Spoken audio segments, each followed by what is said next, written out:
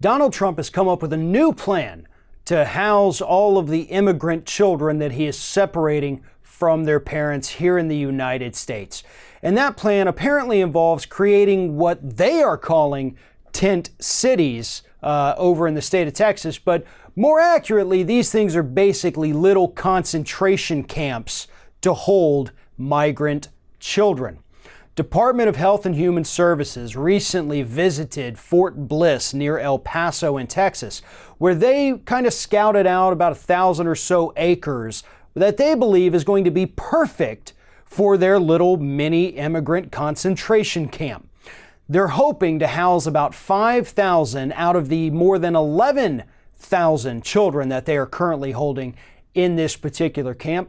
And the Trump administration is right on board. They think this is a phenomenal idea. And hey, just maybe we won't see these pictures of kids in cages going around on social media anymore.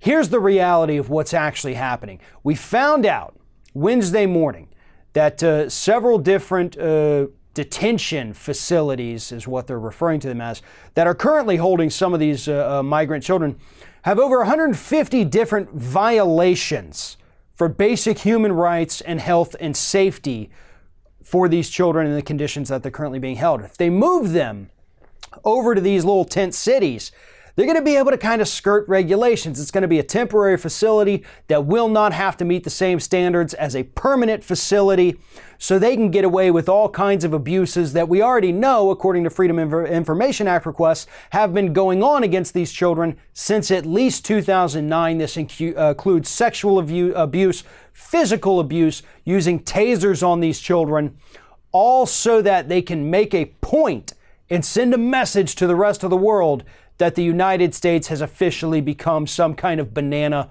republic. Reports are showing that it's actually more expensive for the United States to separate children from their families than it is to keep them together.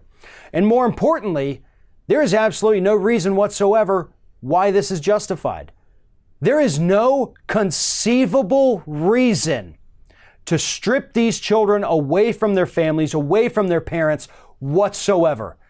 All this is going to do is actually create a new generation of people who hate the United States.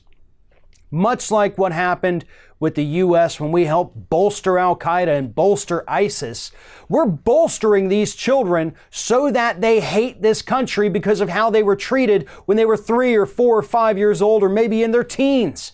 We're indoctrinating them by teaching them that the United States is inhumane, inhospitable, and that we hate them, because that is the official policy of this administration, to hate them, to punish them for no reason whatsoever. Some people could argue, oh, well, they broke the law, they deserve to be punished. It's a misdemeanor. Crossing the border illegally into the United States is a misdemeanor, the same as being drunk in public. And yet we're treating them like they all just committed a genocide by locking them up in these camps. They're going to hate this country.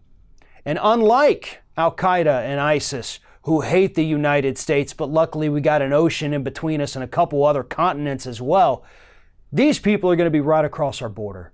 And they're going to hate us because of what we did to them, because of what this administration is doing to them every day.